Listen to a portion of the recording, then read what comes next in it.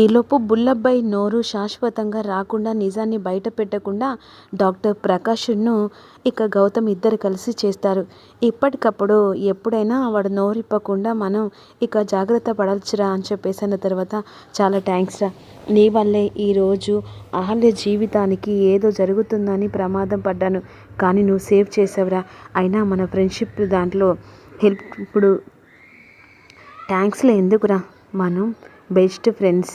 ఎవరి కష్టమైనా నా కష్టం అని చెప్పేసి ఇద్దరం కలిసి ముందడుగు వేసేవాళ్ళు.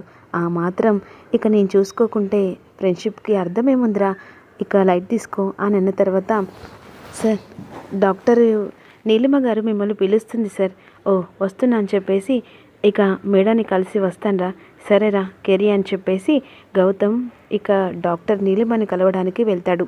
ఆ సమయంలో వెంటనే అర్జున్ ప్రసాద్ సుభద్ర ఇద్దరు కలిసి అందరూ వచ్చి చాలా థ్యాంక్స్ అండి, ఎందుకంటే ఈరోజు మా కోడల్ని కాపాడి మా చేతుల్లో మా మనవన్ని పెట్టారు, ఇక మీకు స్పెషల్లీ ఇంత థ్యాంక్స్ చెప్పినా సరిపోదు అని అర్జున్ ప్రసాద్ అంటుండగా, ఇందులో నేను చేసింది ఏమీ లేదంత, ఎందుకంటే ఇదంతా మీ అబ్బాయి చేశాడు, జస్ట్ నేను డాక్టర్గా మాత్రమే వచ్చాను.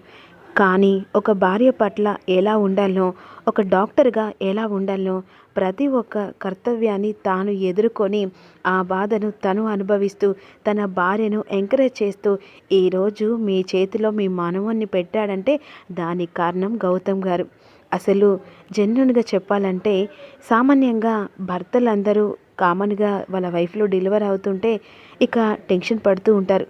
కానీ ఆవిడ డెలివర్ అవుతూ ఉంటే ఆ మెజర్మెంట్ మొత్తం తను టెన్షన్తో చాలా ఇబ్బంది పడు ఒక నిమిషంలో తన ప్రాణాలు పోతాయన్న టైంలో తన భార్యను ఎంకరేజ్ చేస్తూ తన కడుపులో బిడ్డను తన భార్యను ఇద్దరిని మెయింటైన్ చేసి కాపాడుకుంది గౌతమ్.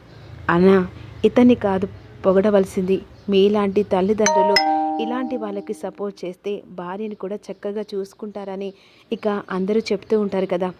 ఎందుకంటే వాళ్ళ తల్లిదండ్రులను ఎలా చూసుకున్నవాడో అప్పుడు భార్యను కూడా అంతకంటే ఎక్కువ చూసుకుంటారని చెప్పేసి అంటారు కదా. ఇదంతా చెప్పాలంటే ఇక మీకు హ్యాట్సప్ కొట్టాలి సార్ అని చెప్పేసి నీలిమ అర్జున్ ప్రసాద్ని పొగుడుతూ ఉంటుంది. ఇలాంటి కొడుకును కన్నందుకు మీరు చాలా అదృష్టవంతులు సార్. నిజం చెప్పాలనా, అసలు మీలాంటి వాళ్ళు ఇలాంటి కొడుకుని కంటే ఇక ఏ భార్యలకు కూడా మామూలుగా ప్రెగ్నెన్సీ టైంలో ఏ టెన్షన్ ఉండదు. ఎందుకంటే అత్త మామ సపోర్టు కంటే భర్త సపోర్టు ఎక్కువ ఉండాలి అంటారు కదా. కానీ ఈరోజు అంతకంటే కల్లారా చూశాను. ఇప్పుడు థ్యాంక్స్ నాకు కాస్త చెప్పాల్సింది, గౌతమ్ గారికి థ్యాంక్స్ చెప్పాలి అనే విధంగా చెప్తూ ఉంటుంది. అప్పుడు గౌతమ్ని నీలిమ పొగడడంలో కనీసం అర్జున్ ప్రసాద్ సుభద్ర వాళ్ళ కొడుకును కాస్త నమ్మకం మీద ఇక ప్రేమగా చూస్తూ ఉంటారు. ఇక ఈలోపు వెంటనే డాక్టర్ చెప్పి వెళ్ళిన తర్వాత ఇక కాస్త తనకి ఎంకరేజ్ చేసి మాట్లాడాలని చెప్పేసి అహల్య దగ్గరికి నీలిమ వెళ్తుంది. హౌ ఈజ్ ఇట్ అని చెప్పేసి అడుగుతుండగా, పర్లేదు డాక్టర్ ఇప్పుడు ఓకే అని ఇక అహల్య అంటుంది. అహల్య నీకో విషయం చెప్పడం మర్చిపోయాను. ఏంటి డాక్టర్ అని అంటుండగా, ఏం లేదు, చిన్న ప్రమాదం, అంటే అన్నీ దాటుకొని వచ్చిన దానికంటే ఇది అంత పెద్ద ప్రమాదం ఏం కాదు అని అంటుండగా ఈలోపు అహల్య చూడడానికి గౌతమ్ వస్తుండగా నీలిమ మాటలు విని అక్కడే ఆగిపోతాడు. మళ్ళీ ఏదైనా ప్రమాదమా అని అంటుండగా, ఏం లేదు అహల్య కంగారు పడకు, ఎందుకంటే చాలా నువ్వు వీక్గా ఉన్నావు కదా, పాలు పట్టేది కూడా నీకు ఇప్పుడు చాలా ఇబ్బంది పడుతూ ఉంటావు. తల్లి పాలు ఎక్కువ పిల్లలకి ఆరోగ్యం, కానీ ఇప్పుడు ఏంటంటే నీకు చాలా వీక్గా ఉన్నావు కాబట్టి ఆ తల్లి పాలు పట్టడం చాలా ఇక దూరం పెట్టాలి. కాస్త నువ్వు డబ్బా పాలు పట్టించి తర్వాత తల్లి పాలు పట్టిస్తే బెటర్ అనుకుంటా అని విధంగా అన్నసరికి ఒక్కసారిగా అహల్య ఇక షాక్ అయిపోతుంది. అంటే జెన్యున్గా కామన్గా పిల్లలందరికీ తల్లి పాలు పడితే పిల్లల హెల్త్ కండిషన్ బాగుంటుంది అంటారు. బట్ కాస్త నువ్వు వీక్గా ఉన్నావు కాబట్టి నువ్వు కరెక్ట్గా ఫుడ్ టైంకు తీసుకుంటే ఆ తర్వాత నువ్వు ఇక మీ బాబుకు పాలు పట్టించే అవకాశం ఉంటుంది. పర్లేదు, దీని అంత టెన్షన్ పడాల్సిన అవసరం లేదు అని అంటుండగా ఇక వెంటనే గౌతమ్ లోపలికి వచ్చి, అదంతా నేను చూసుకుంటాను డాక్టర్. గౌతమ్ గారు రండి, ఇదంతా అహల్య గురించి నేను చూసుకుంటాను. ఇక నేను డిశ్చార్జ్ ఫామ్ రాసిస్తాను. ఇక రేపటిలోగా మీరు ఇక హ్యాపీగా ఇంటికి వెళ్ళండి, తనని కాస్త జాగ్రత్తగా చూసుకోండి, తను చాలా వీక్ అయిపోయింది, బాగా స్ట్రెయిన్ కూడా అయింది, ఇదంతా నేను చూసుకుంటానని చెప్పేసి గౌతమ్ అన్న తర్వాత వెంటనే తెల్లారితే డిశ్చార్జి ఫామ్ ఇస్తారు.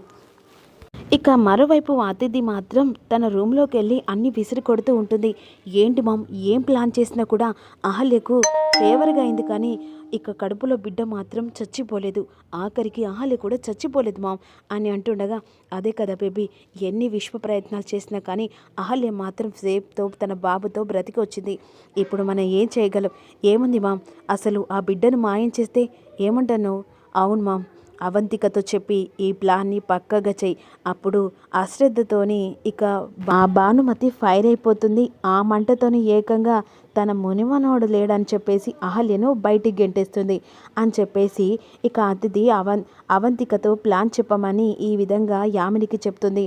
అవును బేబీ, నువ్వు చెప్పింది నిజమే అని చెప్పేసి వెంటనే ఇక అవంతిక ఫోన్ చేసి ఈ విషయం చెప్పమంటుంది. ఈలోపు డిశ్చార్జ్ ఫామ్ వస్తుంది. వెంటనే ఇంకా భానుమతి చెప్పిన మాటలు అహల్య గుర్తు చేసుకుంటుంది. ఇక వెంటనే అహల్యను తీసుకొని ఇంటికి వెళ్తారు. గుమ్మం దగ్గర అహల్యను బాబుతో నిలబెట్టి సుభద్ర లోపలికి వెళ్ళి ఇక బాబుకు అహల్యకు దిష్టి తిప్పి ఇంట్లోకి తీసుకెళ్తుంది. అరే, ఇక నా మునిమనోన్ని చాలా జాగ్రత్తగా చూసుకోవాలిరా, ఇక నుంచి ఆ బాధ్యత అంతా నాకేరా, ఇక నా మునిమన్ని నా చేతిలో పెట్టు అన్న తర్వాత వెంటనే ఇప్పుడే ఏంటమ్మా, అయినా కొన్ని రోజులు అహల్య దగ్గర తర్వాత నీ చేతిలో కదనే పెరిగేది అని చెప్పేసి ఈ విధంగా అర్జున్ ప్రసాద్ అంటుండగా, లేదురా, నా మునిమనోడు ఇక నుంచి పుట్టిన నుంచి వాడు పెరిగేంత వరకు నా చేతిలోనే పెరగాలి, అహల్య కాడి కంటే నా దగ్గరే ఎక్కువ ఉండాలి. ఏంటే నీ గొడవ ఏంటి? అయినా పాలు పట్టాలంటే అహల్య తల్లి దగ్గరే ఉండాలి కదనే అని అన్న తర్వాత అప్పుడు ఇక ఏం చేయాలని పరిస్థితులలో భానుమతి చెప్పలేని కోపంతో ఉంటుంది. ఇదంతా వదిలేయే, ఇప్పుడు ఎక్కడికి వెళ్తున్నా నీ మునిమనోడు ఇక్కడే కదా, ఎప్పుడు కావాలంటే అప్పుడు వాడిని తీసుకెళ్ళి నీ గదిలో పడుకోపెట్టు అని ఈ విధంగా గౌతమ్ చెప్పి అహల్యను పైకి తీసుకెళ్తాడు. ఇక నేను ఎలా బయటికి పంపించాలి, నా మునిమనోడు నా చేతికొచ్చాడు, ఇక నువ్వు బయటికి వెళ్ళడమేనే నాకు కావాల్సింది అని చెప్పేసి భానుమతి అనుకుంటూ ఉంటుంది. ఈలోపు అవంతికకు ఫోన్ చేస్తుంది. ఏంటి ఇక యామిని గారు, అవును అహల్య వాళ్ళు ఇంటికి వచ్చారు.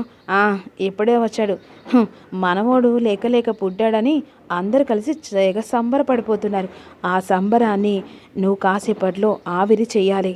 ఏమంటున్నావు? ఏమి లేదు, ఆ బాబును ఎత్తుకెళ్ళి ఏ అనాథాశ్రమంలో వెయ్యి, అప్పుడు ఖచ్చితంగా ఇక మీ బామ్మ ఇంట్లో రచ్చ చేస్తుంది, ఆ తర్వాత అహల్యను మెడలు పట్టుకొని బయటికి గెంటేస్తుంది, ఆ తర్వాత నా బిడ్డ నీ ఇంటి కోడలవుతుంది.